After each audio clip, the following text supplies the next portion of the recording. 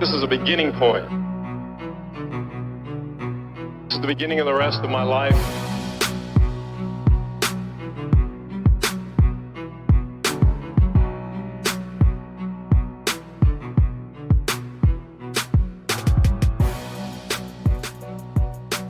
I got the meaning, and I got to write it down, because I don't want to forget it.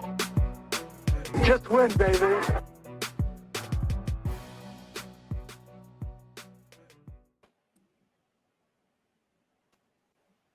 Oh, sorry there. I was just reading how Urban Meyer won so many of the first national playoff game ever. 3 times. Sweet. That'll be another day. But welcome back to the Gold Jacket Podcast, proudly sponsored by Underdog Fantasy. Underdog has it all. Daily, weekly, and season-long best ball tournaments that are literally happening 365 days a year. Plus, you can play their pick and prop games. You get 5 picks right, and you win 20 times your money.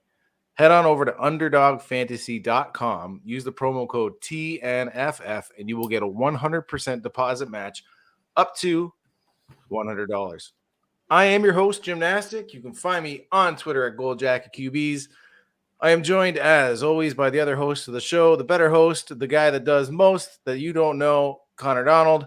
He can be found on Twitter at Connor10.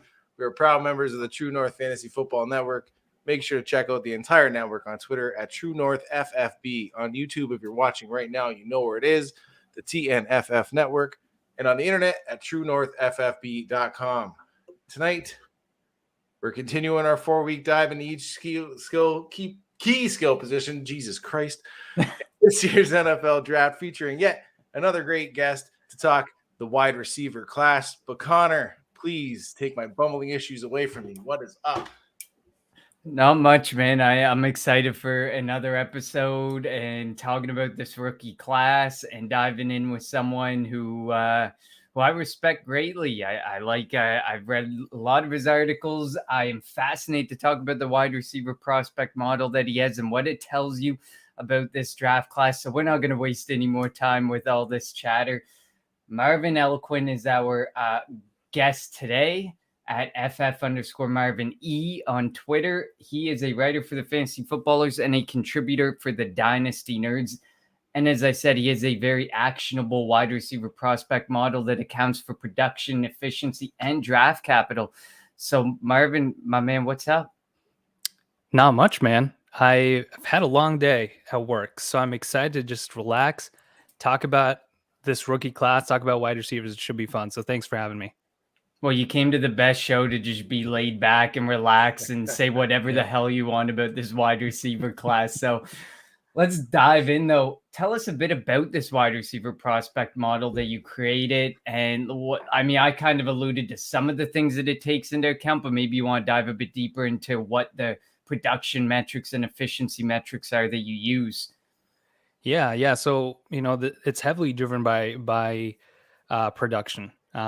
Obviously, draft capital is the strongest metric we have until we have that. I plug in kind of an estimated draft capital based on where we see some of these mock drafts leading us and where that's leading us. But then the other layer to this is production. And so I primarily look at, I'm a heavy proponent for experience adjusted production. So I like to find wide receivers here and emphasize the wide receivers that produced early, right out of high school, produced in their first and second year out of high school, and weigh that pretty heavily. And obviously, you want to see them produce early, but then also, improve on that, continue to improve in their junior year. And so it's heavily driven by production. So I look at, metrics like receiving yards, market share, receiving yards per team pass attempt, look at that by year, and then also look at it relative to competition. So the conference average and see how productive were these guys relative to the guys they played next to and around. So, you put all that together and you just assemble this puzzle. We're obviously just trying to project these rookies as best we can with all that we have. And so you layer in production, draft capital, the declare status is something I look at as well. And minor athleticism I factor in as well. And then you get this ranking of mine. That's just a model that tries to project at least the first 3 years of a wide receiver's career and how they should produce from a PPR level. So yeah, that's the high level of it. There's a lot that goes into it. I don't want to bore everyone with details, but that's what it does. I love it because we like on the show to look at with a 3-year scope. So it kind of works out perfectly that you say it tries to predict the 1 to 3 year window, because we really appreciate that 3-year window and what's going to happen in that 3-year window and the value that's there and exists in fantasy and what you might be able to trade these players for in that window as well. What has your model told you about the 2022 wide receiver class? I know from checking it out today, the top guy in this class, when compared to the last 3 classes, comes in at, I believe, number 6 out of the last 3 wide receiver classes. And in the top 12, if I'm not mistaken, 4 of the wide receivers this year land in the last 3. So not a terrible class. Not a terrible class by any stretch of the imagination, but what is it telling you about this class specifically? Yeah, you laid it perfectly there. Right now it's showing me that we don't really have a Jamar Chase in this class. You don't have like an Amari Cooper, someone who was really productive, had that high draft capital, which we're going to have here potentially with Garrett Wilson, maybe Drake London. But from a production standpoint and from just the overall profile that I try to look at, Jamar Chase was I believe he was 98th percentile for me, borderline 99th.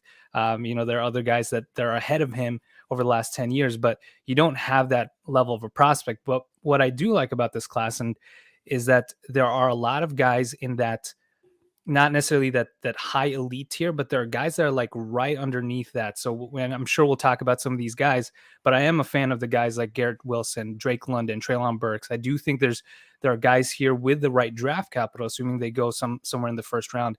I still think they can be productive, but it is a deeper class, and I'm sure we'll talk about some of the potential landing spots here as well. There's just a lot of guys in that middling tier. And so we'll see where they all land. I guess we're a week away, so it'll be interesting where some of these receivers end up in the NFL. I like it. I just want to go real quick and ask you, when your model, when you say adjusts for people like the SEC, like everybody like in the SEC against like what other SEC wide receivers does, do you grade out higher depending on division? Like do small school guys get a little bit of a bump down because of the competition that they're playing against? Yeah, so the way it looks at it is, if the SEC, for example, is obviously high level competition. If you can exceed the average from there, that tells you you're a really good prospect. When you have guys that are outside of those heavier divisions or the conferences, if they can't dominate, like Christian Watson, someone we're going to talk about, if you can't dominate every single year at that lower level of competition, my model won't really like you as much, even if you have the draft capital. So it does factor in these guys that, you want to see them. If they're low level competition, the guys that enter the NFL were super dominant at that level. So you better exceed that average that I have in my database, or you're just not going to grade as well. And so that's why I think it is important to, look at where they are, how they produce relative to their competition, because that tells you how good of a prospect they are relative to the competition around them, the guys around them. Perfect. Sorry for diving off the page there with an unscripted question. But to keep it kind of going in that direction, what are some things that you do look for in a wide receiver coming out of college for the NFL fantasy? Yeah. So we kind of touched on that a little bit already. Yeah. I'm a fan of high draft capital, higher the better, obviously. But then, like I talked about, I want to see them produce in their first 2 years. Ideally, I want them to, if you can break out in those first 2 years, that generally puts you in a good spot. And so I isolate those first 2 years heavily and examine the prospects based on their first 2 years of production and say, okay, how do you stack up against the elite prospects, the top 24 wide receivers in the NFL? The ones that have hit the top 24 status. And so, that is valued heavily in the model. So that's what I ideally want to see. And then, of course, you maintain that production. Ideally, you declare early. We see that there's improved hit rates for fantasy purposes if you just look at early declares versus non-early declares. So that matters slightly. And obviously, the landing spot matters as well. But I do think draft capital dictates a lot of that too. So if you get drafted within the top 10, we might have some of those guys drafted here, I do think you're going to fall into opportunity at some point in your career. I like that.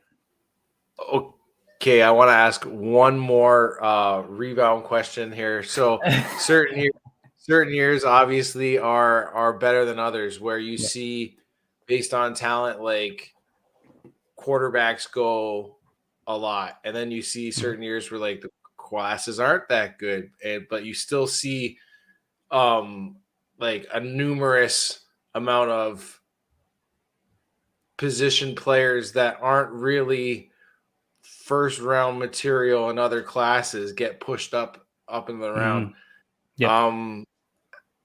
How do you equate at all, if any, for that? Sorry, stepping out off the page there again. Man, all these off script questions, you're just really testing me here. But that's why I look at this relative to when I talk about like the percentile. I look at how they compare to the last 10 years. I think mine goes back, actually, the wide receiver model goes back to 2010. So it's a pretty good sample size of these wide receivers. And that's essentially how I can tell like your level of talent. So when you're, like Garrett Wilson for me is in that, middle 90th percentile, 95th, 94th. That's actually a pretty good spot to be in. And so that tells me, yeah, you're surrounded in my model by a couple first round wide receivers. You probably belong in that range, but we'll talk about some other guys here that are kind of moving up draft boards, which is really interesting here after the combine. Guys that, these are mock drafts that, grinding the mocks has like expert fan mock drafts and all that. You have guys moving up because of their combine, but they don't have the production to carry their profile. And so that's where you have to really identify that just because they're first round wide receiver, they're better first round wide receivers than others. And that's what I try to identify here by comparing them to the last, was it 13, 14 draft classes that I have in my database. Perfect. I like that. I like that too. I really do like that, because I was just in a group chat before we went live talking about how I think this class is getting muddied by the fact that people want there to be more than what is in the class. And that is creating these people moving like Isaiah Spiller. Like, don't get this twisted. He's a top 3 running back in this class, and the draft capital will eventually speak for it. But because of his combine performance, everyone's just going, no, he's slow. But like we talked about last week on the running back episode, if you watch the tape, David Bell is a prime example. There should be no surprise that he did not test exceedingly well. If you watch the tape and you thought, oh my God, I was expecting this 4.4 or low 4.5 athlete, come on now. Like, all you have to do is look at the tape. And this is what frustrates me, because if you watch the tape, the combine I believe we talked about last week, and we said the combine should only serve a purpose to kind of say, okay, yeah, that's what I thought that guy was. But if you thought a guy was slower, don't be shocked by the 4.6 speed of Isaiah Spiller. Like, don't that stuff shouldn't surprise you. But I like that you made that point, because I do think that there's a lot going on in this class that's muddy, and I don't think, like, no one knows what the NFL's thinking at this point. And more than ever, nobody knows what they're thinking. So it's even more interesting to see what everybody's trying to make of this draft class when there isn't that like elite. Like, it's a top 15 and then it drops off, and it's a huge mess of depth pieces that can really elevate a team, but maybe not that to that elite level, like after the top 15 picks. So that is definitely interesting. How do you look and decide whether a situation is good or not for a wide receiver? What skill sets do you look for that transcend the good or the bad situations? Yeah, like I mentioned, I think draft capital in some cases dictates opportunity. I think if you draft a wide receiver early, as an NFL team, the smart thing to do is to actually use them if you're spending that much money in draft capital. But, when I look beyond that, obviously you want to see them land in a spot where they have a young quarterback or an elite quarterback. So we have a couple landing spots in this, in the landscape right now, in the NFL landscape, where you have an elite quarterback, like an Aaron Rodgers, Pat Mahomes, right? But even then, like, even if it's like a slightly crowded situation, like the LA Chargers, right? If you land on a in your first round wide receiver and you land with someone like a Josh Allen or a Justin Herbert, that bodes well for your that 3-year window that I try to look at. And so of course I want to see, even though it might be a little crowded at first, talent and draft capital, I think eventually emerges. And so finding a young quarterback, a great offensive coordinator, I think is really key. And obviously the draft capital paired with that is a great combination.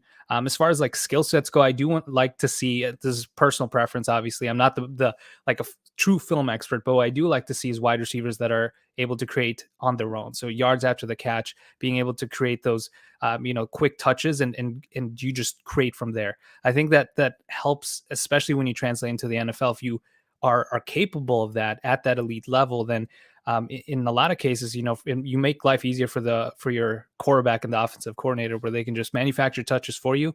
And then for fantasy purposes, that just generates PPR points. Right. And so I like to see that from a wide receiver and some of that versatility that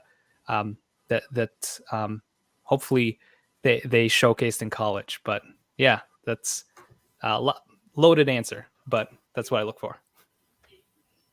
I like it. Everybody likes a little bit of yak until you're at a party and you're yakking. Good way to put it. I love it. Oh man.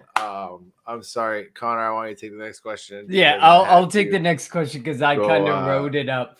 And yeah, I guess he's got some babysitting to do over there. No, I'm good. I'm good now. The general feeling is there's no sure thing wide receiver one. There's no Jamar Chase, there's no Justin Jefferson of past years, but there is lots of day 1 and 2 graded wide receivers. I went on the NFL mock draftable website, and there's 17 in the top 96.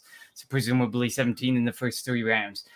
Are we going to see a lot more floor versus ceiling outcomes, do you think, in this draft?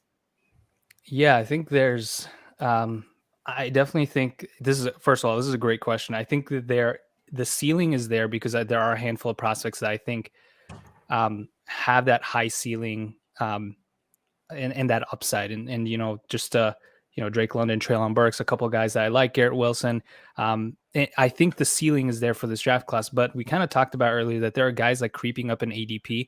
I'd love to dig into this and see like how mock drafts were perceived back in, last year and 2 years ago. Like, did we have this many wide receivers in that top 100? Because right now it seems like guys like, Calvin Austin, Alec Pierce, who I don't like as much because they didn't really produce at the collegiate level the way I'd like to see from a prospect, are moving up draft boards, and they're going to be day 2 picks. And, as a dynasty manager, I wouldn't necessarily, depending on who's there, if there's for example, like a Calvin Austin and there's a David Bell that you're choosing from in the second round, just because maybe one moved up because of athleticism, David Bell still has the production. He's someone that I really like, that I'd rather take over a Calvin Austin, who might move up draft boards because he, just athleticism or whatnot. And so it's interesting how the combine has affected some of these mock drafts, but like you said, we don't know what these NFL teams are looking at. I don't think athleticism matters as much as we think it does. And research has shown that it doesn't. And so we'll see where these guys land. But I don't know if, a blazing fast 40 time will necessarily mean you're going to produce in the NFL. Agreed, especially with size as a factor. I know size is becoming less of a factor, but my big thing is you have to have one or the other. You have to have height or weight. And Calvin Austin's 5'8" and 160 pounds. He has neither working for him. So but nowadays you can have your 6 foot Devonta Smith who weighs 180 pounds and has a BMI of like 0.5. Yes, you can respect that, and NFL teams need to respect that. NFL defenses need to respect that. But like when you don't have both, I become a lot more skeptical about how much. You talked about manufactured touches, but how much actually has to be manufactured and how much you can produce for yourself. That's where I become concerned, is you can't have everything manufactured for you or you're not going to be good for fantasy. Mm-hmm. You could be a good football player. You could be an asset and a weapon for the team, but you're not what you would want from a fantasy perspective. And that's why, I agree with your take on Calvin Austin or your feelings there. Alec Pierce, I guess, goes on the flip side because he's got okay athleticism, but he's a bigger guy. He's a contested catch type of guy. Like you said, the production's not all there except for his senior year.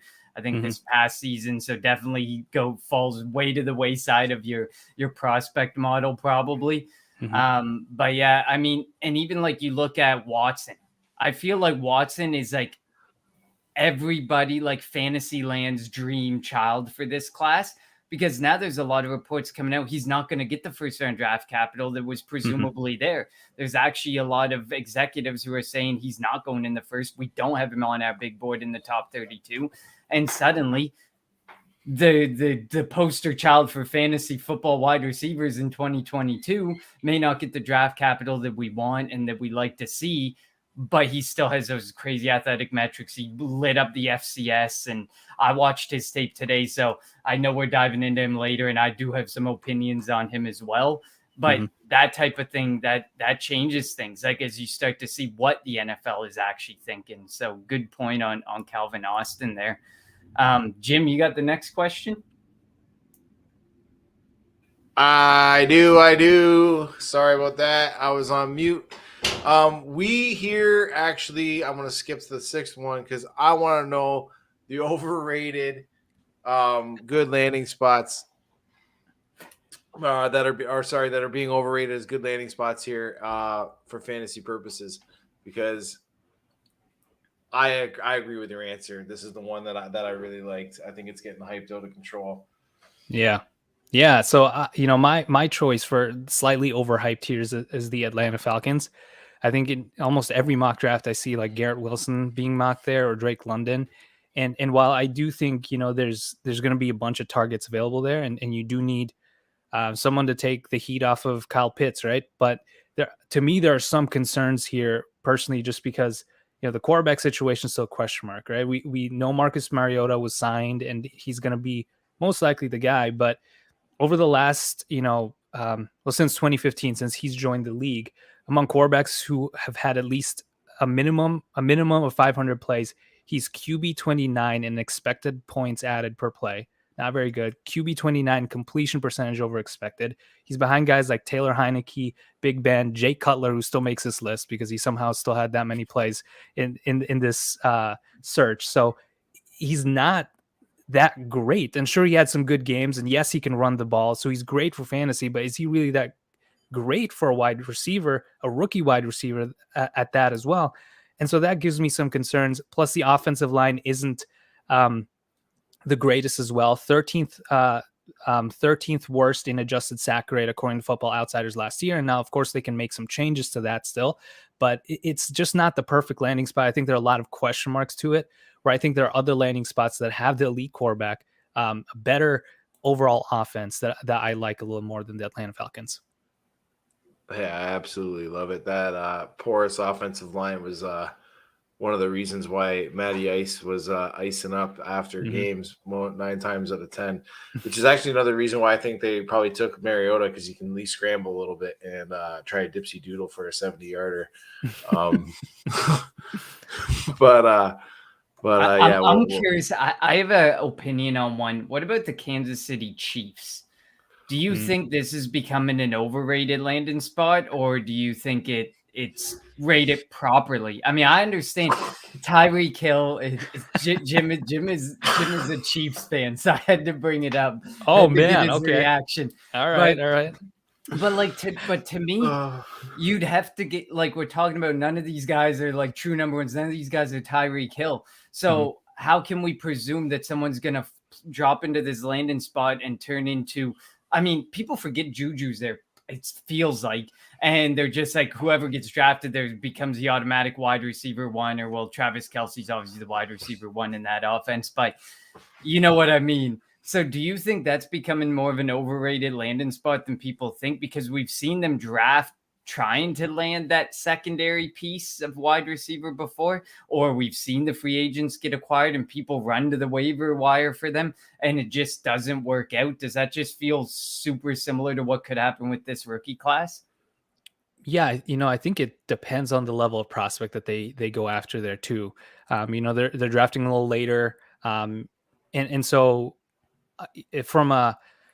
when I think about potentially overhyping some of these rookie wide receivers, is if you take the Kansas City Chiefs wide receiver, whoever that ends up being, that gets taken late in the first round, over a guy like, I don't know, like a Treylon Burks or a Jameson Williams, someone like that, because of the landing spot. Like if they're drafted before that, and let's say like hypothetically, and this would be a terrible thing, is if Christian Watson goes to the Chiefs that late, it's like I'm no way am I taking Christian Watson just because it's Pat Mahomes over some of these proven and more productive college wide receivers. I do think in that case it's overhyped. And to your point, Travis Kelce's still there. He's still really good. And Juju Smith-Schuster, I think, is a little underrated at this point as well. I mean, he's a target vacuum. Yeah, the man will soak in 120, 130 targets. And he may have a pathetic ADOT, but he's going to soak in those targets and he's going to get work. Well, and what's crazy is Tyreek Hill, and Jim, you probably know this anyways as a Chiefs fan, but Tyreek Hill was moved all over the place. He was in the slot every now and then. So there, while we're thinking about Tyreek Hill as like the outside guy or the deep threat, he also had targets in the slot. And so if Juju slots in there, there's opportunities there for wide receiver to still produce. And I just think there's a little more competition than we think. And there are other landing spots that I like a little more. But again, it's Pat Mahomes. I mean, Patrick Mahomes is an amazing quarterback. So whoever gets linked to him will probably have a good career for a long time. So, that still is worth something for sure. I'll just name drop before we move on. The name I see most frequently mocked there presently, Jahan Dotson. Because he's fast, because of what he can do. People are like, oh, well, we need someone like Tyreek Hill, pretty much. But I mean, at least this year we're not hearing a bunch of he's the next Tyreek Hill. He's the next. This year it's Debo's turn. It's who's the next Debo? He's the next Debo. To be honest, me personally, as a Chiefs fan, I think it's like what type of wide receiver they take and where they're going to use Juju. Because Juju can eat up a lot of targets in the same type of area that Kelce can, or Juju can operate in a different manner of the field, and they can draft a totally different wide receiver as a funny to say this, swing and miss on the DK when they took Mecole Hardman, right, and left DK Metcalf on the board. You could take a wide receiver like that. Hell, you could trade a bunch of draft picks is what my biggest thing would be. I'd be trading a bunch of draft picks and going after the guy you missed earlier in DK. But that would be me, and putting him on the outside, having a guy you can run deep who likes to run deep. You've seen him run deep. That's all Seattle really ever did with him. Juju can eat up the short sweeps and middles, and you got Travis Kelce and then CEH for busted roots. And I hope to God, if they do draft somebody, he does not get CEH'd, which is that over draft capital, right? Like people were drafting CEH over Jonathan Taylor that year in a couple drafts just because of pure landing spot. Man, that's rough Swift. to hear. That's why you have to be careful. If you watch the tape, the prospects and stuff. Absolutely. Like, it's a good thing to know, because then some people fall in love with the landing spot over the skill, and skill tends to find a way of working over someone just landing in a opportunistic landing spot. Tends to be the way it shifts. That's when you need the Dynasty Rewind. There you go. Oh, there you love go. it. Shameless plug. What did they tell you to do before we came on the air? What about favorite landing spots? What's give us a couple of your favorite landing spots that actually will work out for whoever might land there. Yeah, this is partially, I don't know if you can see the jersey back here, but it's a Jordy Nelson jersey. So I'm a Packers fan, and so I do think the Packers might be an intriguing landing spot, and it's might not be the best one because Rodgers, his time as a quarterback, who knows if that's another year or 2 or 3. But I think there's a lot of opportunity here where you'll have that immediate elite quarterback production for a rookie wide receiver. And if you're ready to go, I think you'll get peppered with targets here because Allen Lazard is great and Sammy Watkins is a shell of what he used to be. And so I don't know if it's I don't think there's a lot of competition here at all. And there's a need for someone to emerge. Unlike the Kansas City Chiefs where you have like a couple really good options, there isn't really anyone here for the Green Bay Packers. So I do think whoever lands here gets a great quarterback play, opportunities immediately. It might be, there's the question mark though long term who the quarterback will be, but You'll figure that out in a couple of years. That a couple of years is a long time in Dynasty, so don't worry about it. I think it's going to be a good landing spot. Assuming they take one the first round, who knows? They might, draft, I don't know, Kenny Pickett or something crazy like that. We don't know. Oh, gross. No, let's hope not. But yeah, no, I agree with you on that one because it's so different than what we've been used to. Everyone's crying out for that number 2 wide receiver in Green Bay. And this year it's so different because you're actually looking for a number 1. Like you said, there's Alan Lazard, Randall Cobb is still there and under contract. And there's this story that, Aaron Rodgers doesn't like to throw to his rookie wide receivers. Well, I don't think he's going to have an option this year. He's not going to pepper Sammy Watkins with the vacated targets of Devontae Adams, although judging by my league trade blocks and waiver wires, there's a presumption that might happen. But no, I agree with you. Green Bay is actually like the one where you have to say something's got to give. This has got to give. They just lost this stud top. Give me top 12, top 5 wide receiver in the NFL. And there is 30, 40, 50 vacated targets there. And I'm not a huge vacated targets guy, but these are important targets.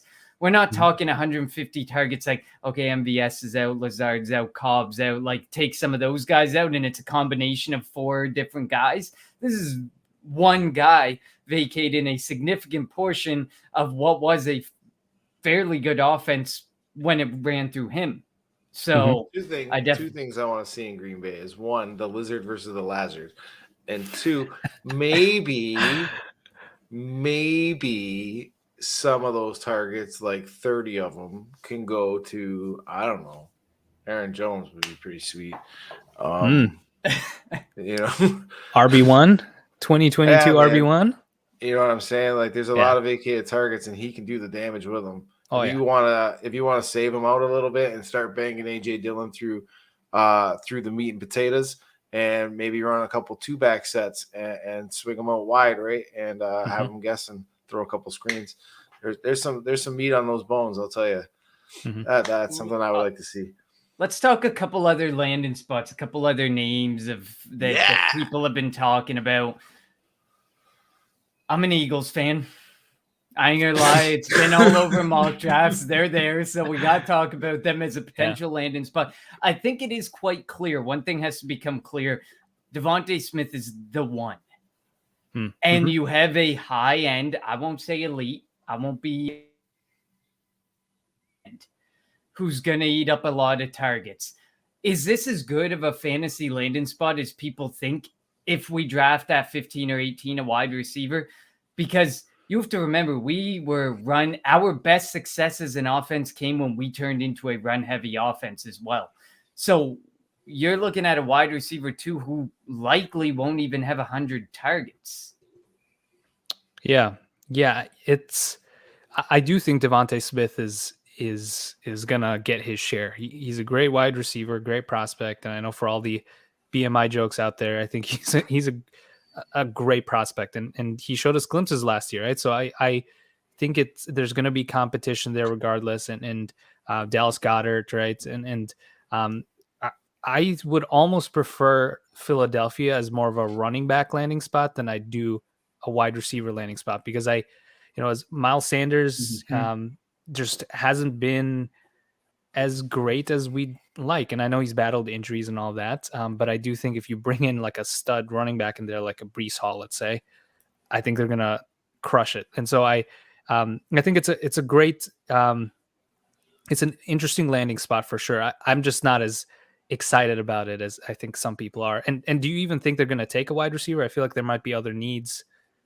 There is Hall. You just blew my mind. Holy shit. If they went Breece Hall. Oh, that was just hypothetical. I don't even know if they need a running back that badly. That would be beauts. Now that's in the gravy brain now. Breece Hall. Just remember that though when they do draft Breece Hall in a week from now. Yeah, I called it first here. To be honest, I mean, Howie wants more capital. I think if they're staring down a wide receiver or the potential opportunity to trade back, I would put my money on they will trade back before they take a wide receiver. Howie needs to get the fuck out of his own way. Listen, Jim, no one asked your opinion. All right. And then the biggest rumor going right now is the focus is on the defensive line and defensive backs in the first round. Likely wide receiver in round 2. In my latest Eagles mock that I put, I had George Pickens. I don't know if he makes it to pick 51, but I had George Pickens. That like it makes the most sense that day 2 is where wide receiver gets addressed by Philadelphia, because 3 years in a row, and this is not going to be your primary or likely your secondary target. Like it doesn't make sense. It's just everyone sees it as a need. They're like, well, they got to throw the ball more, so plug them into a wide receiver.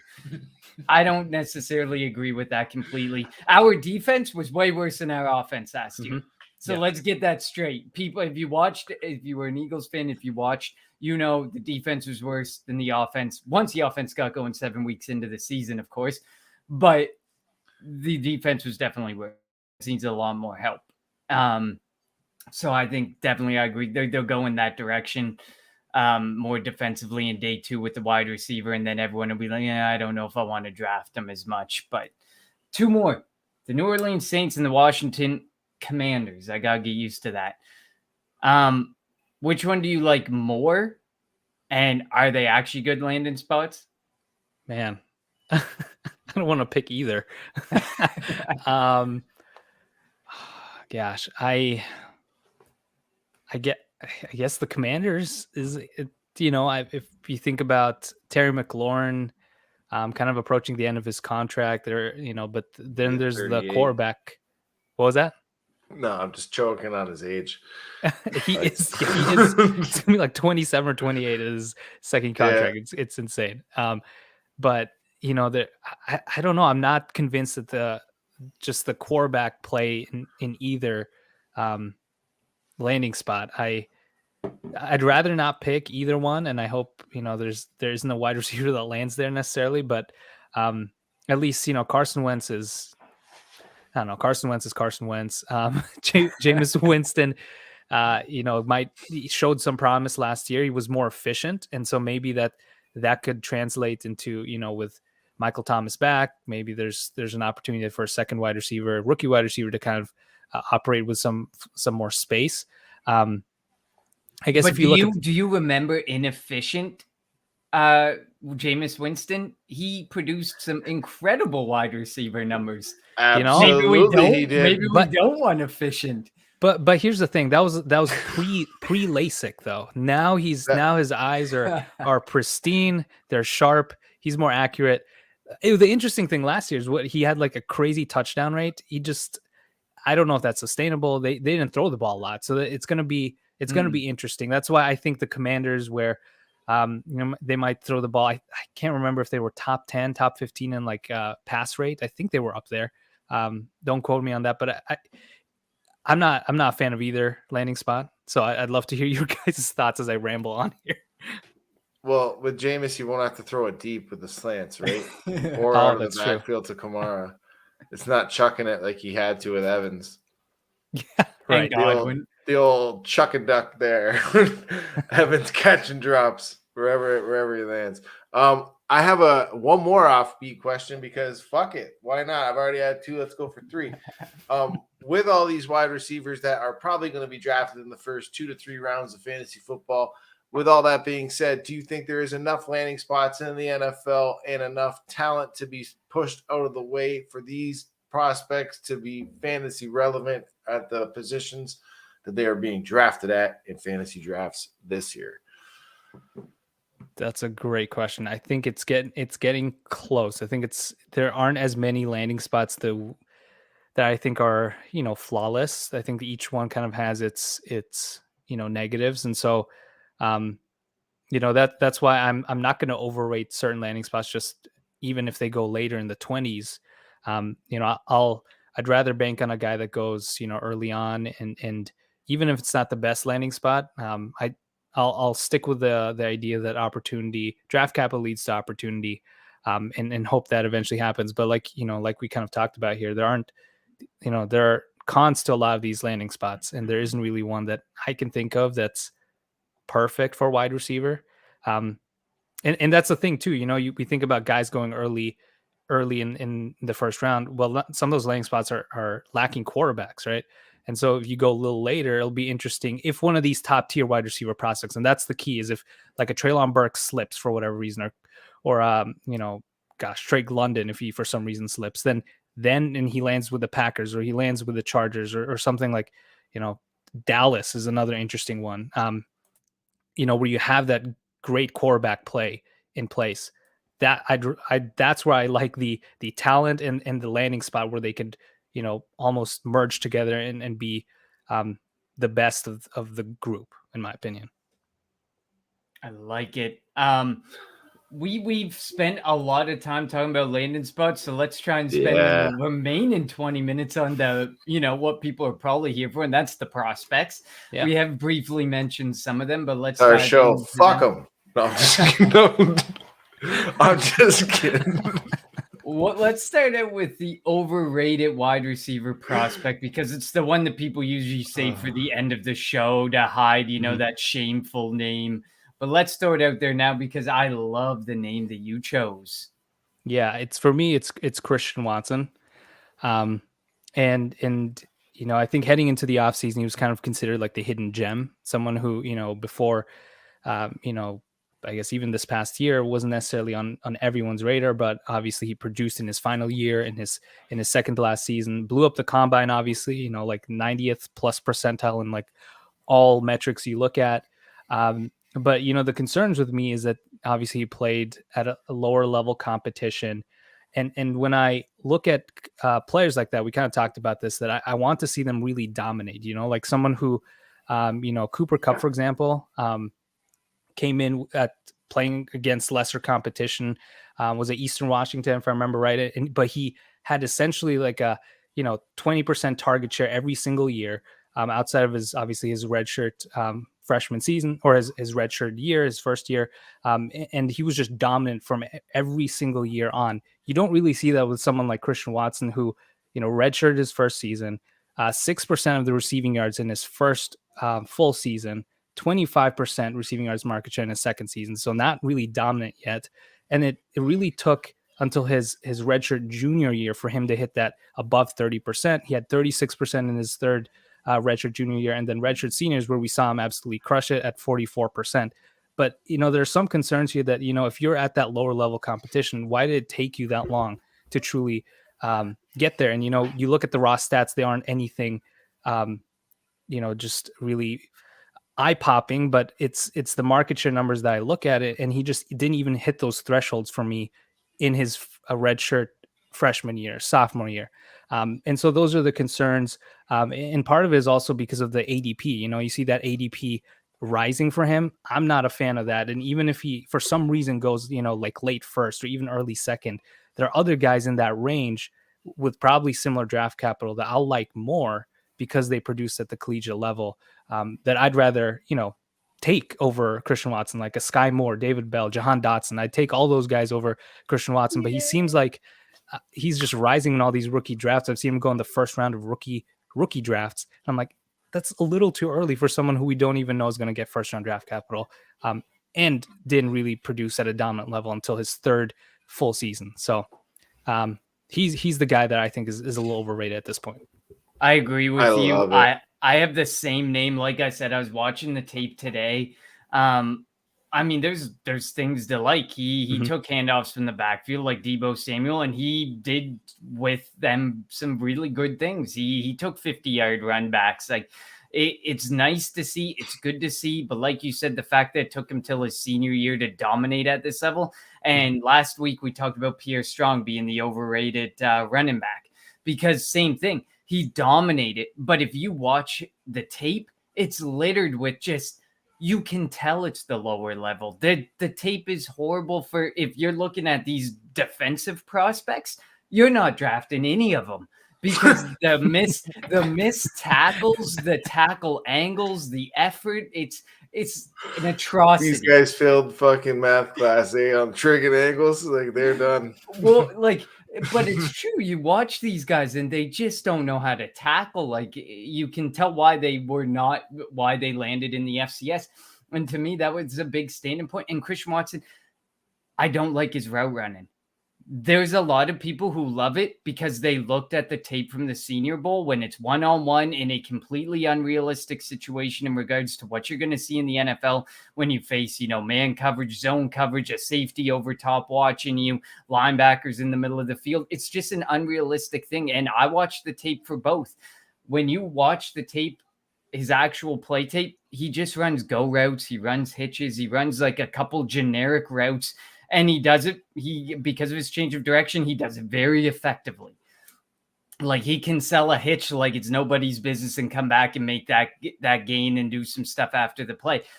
But then if you look at the Senior Bowl tape, it looks like he runs these exceptional routes, but then you turn on the actual tape and it's not the same thing.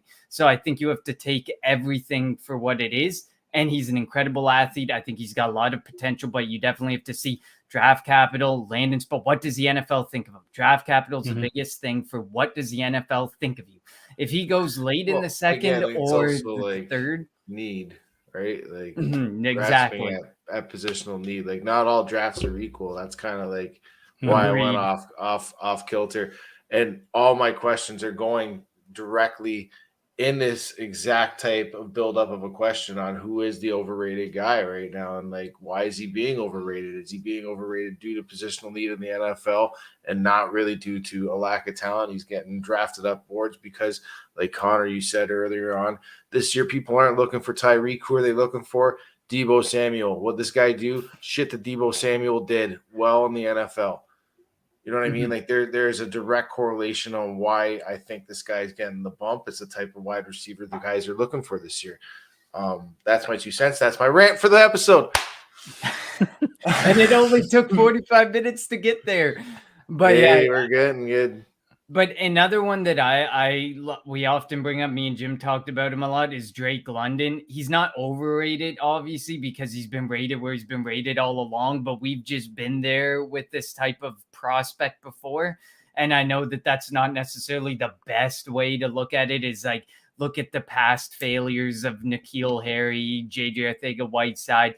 I understand this guy's an athletic freak. It's certain things look a bit better on tape than N'Keal Harry and JJ. He's way more fluid of an athlete and stuff, and twitchy of an athlete than those guys were. But to me, we've been there. We've done that. The comp to Mike Evans is enough for me to say I'm out, because Mike Evans is a unicorn. We've talked about it. How many years, every single year, do we comp a guy to Mike Evans and we never see this guy again in the NFL? He disappears into a depth chart. Like, what makes Drake London that much different to me? Like, it's just not the type of receiver you need in the NFL anymore that teams are looking for. And like we've said in our group chat, maybe we're watching the tape completely wrong on Drake London. Maybe there's so much more there to Drake London than what we're seeing. And maybe the NFL is going to prove us completely wrong, because it looks like he's going to go in the top 16 of this draft.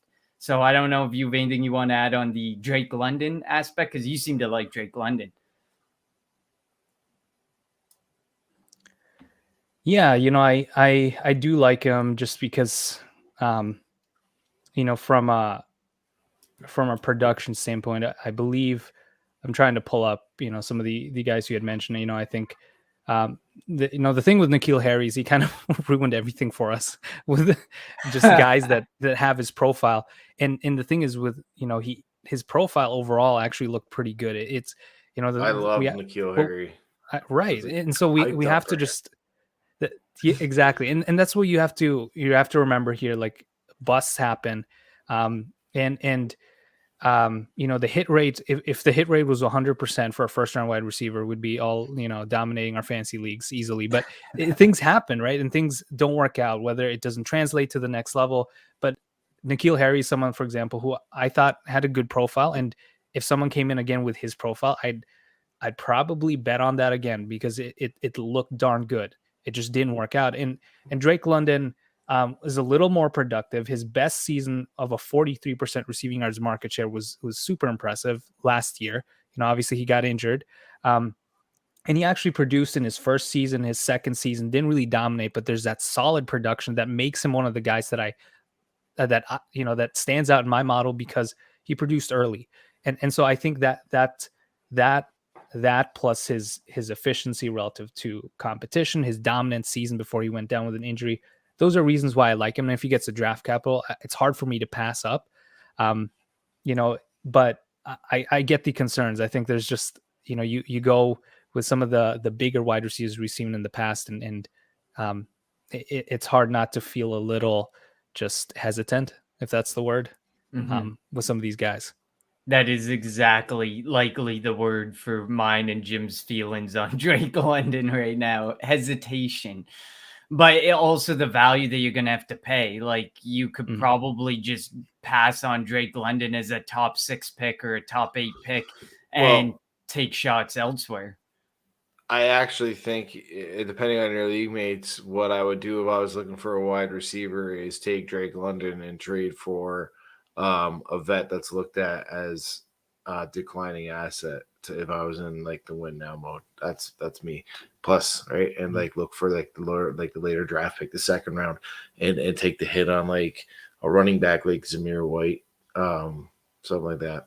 But that's me. But that's another episode. That's draft strategies. That's not today. Let's keep it rolling because we're at 51 minutes. We've talked about the guy that you think is overrated. We want to know the guy, and it was almost a nice segue if you could hear me back here, because there was a nice and for whom the bell tolls, a guy that people need to be talking more about in this draft. This is a guy that I like. Connor likes. Gold jacket favorite. Tell the people. It's David Bell for me, and it's a combination of what I like about his overall profile, but also just the fact that he keeps on dropping in ADP. Like you can get him in a superflex league like it went in the middle of the second round, which is crazy. And of course, that could change depending on where he lands here and how high he's drafted. But I think there was just a lot of overreaction to his athletic numbers. Yes, he wasn't the fastest guy, but when you look at his tape, Connor, you mentioned it.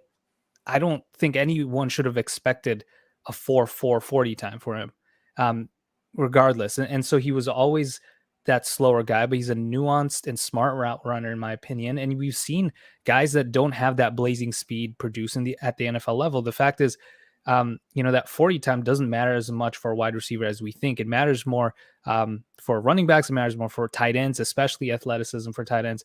But for wide receiver, if you produce someone like David Bell, who produced as a true freshman, never had a season less than that 27% target share, receiving yards market share, sorry, in his career at Purdue, produced even with Rondale Moore there. Now, obviously he went down, and that's David Bell broke out in his true freshman season, but even with the games with Rondale Moore, he was really productive. So that's good to see.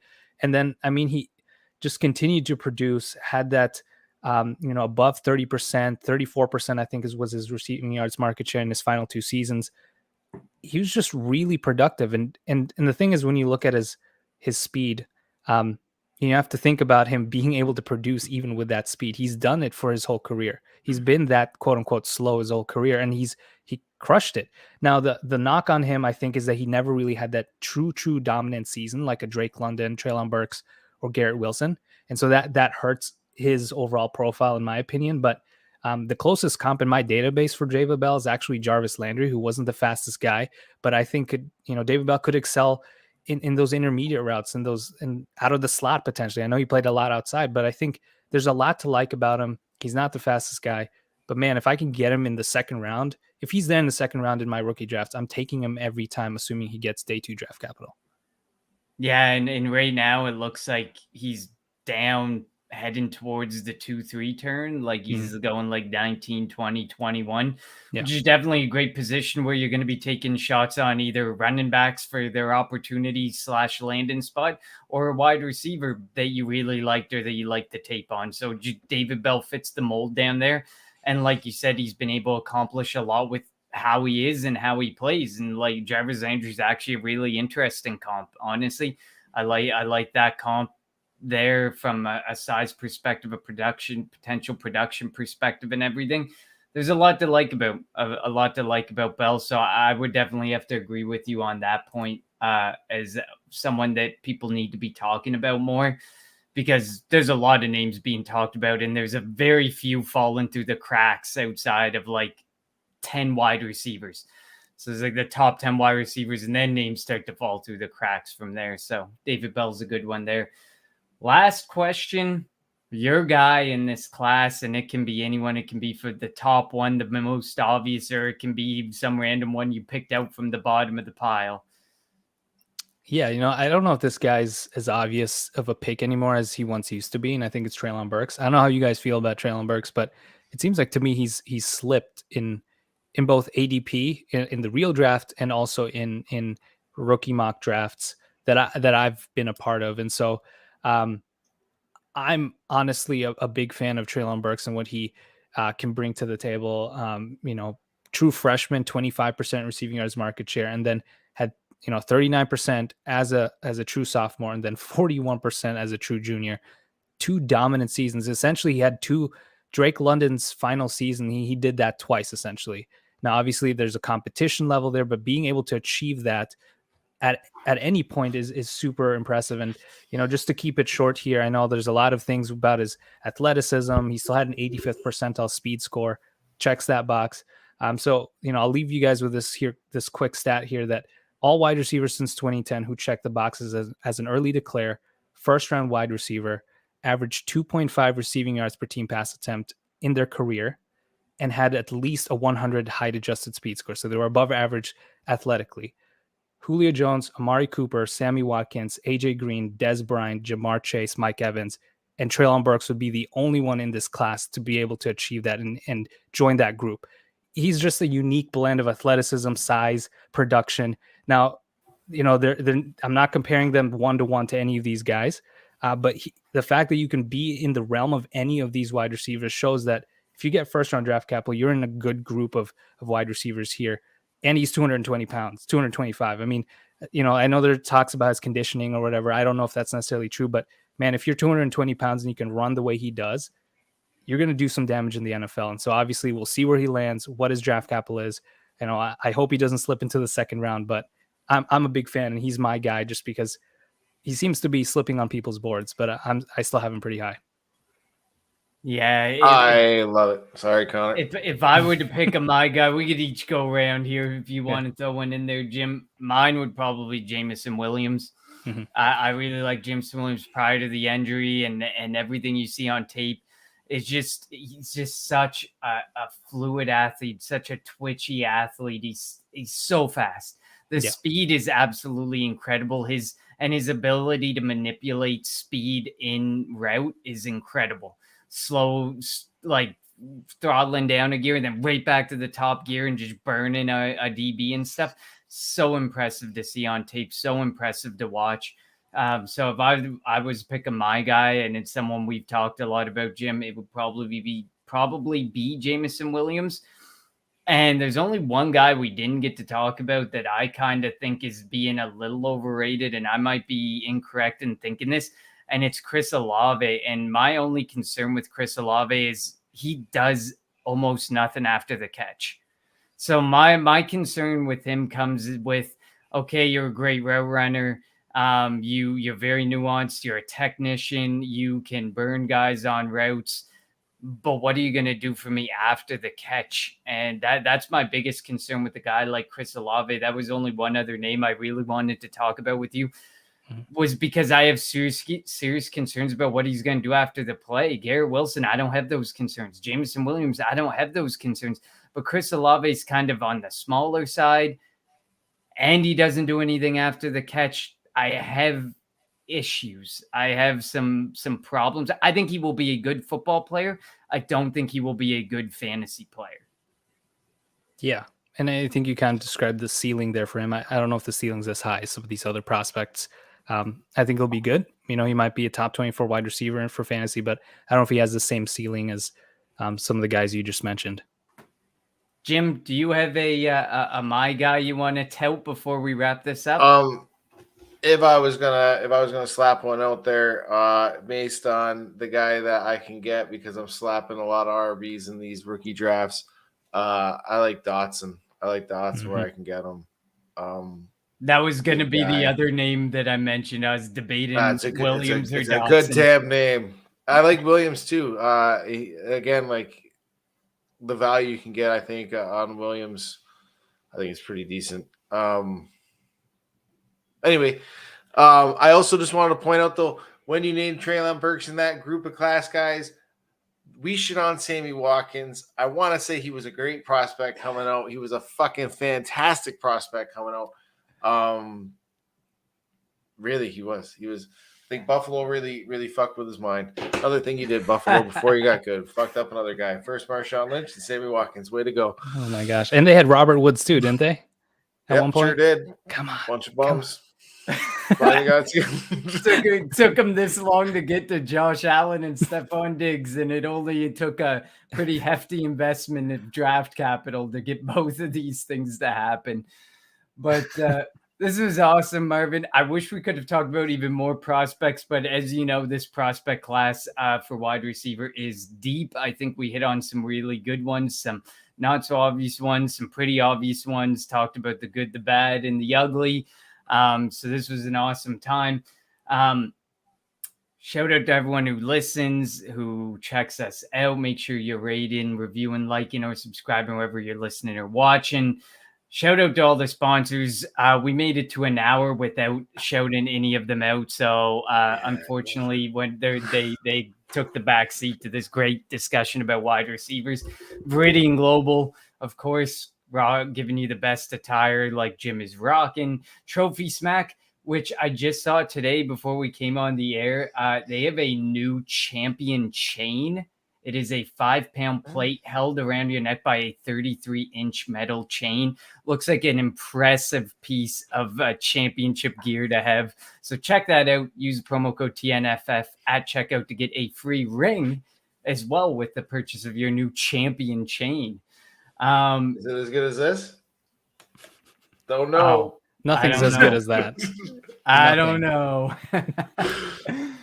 Marvin, want to tell the people where they can find you and shamelessly plug anything you want right now? Yeah, no, thank you guys for having me. Your listeners can find me on Twitter at @FF_Marvin E. Anything I really write or kind of produce from a content standpoint gets posted on there at some point. My articles are all on the Fantasy Footballers. You'll see a lot of the prospect profiles that I have coming are posted already on there. And then my rankings are on Dynasty Nerds as well. So thank you guys so much for having me. This was really fun. Yeah, this was tons of fun. You shared some incredible knowledge as always.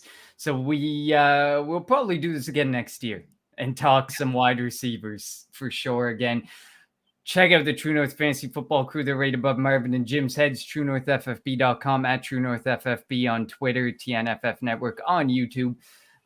Follow Jim at Gold Jacket QBs, myself at Connor10. That is TEN, not the number. And next week we're going to be talking tight ends very briefly. They don't need that much focus.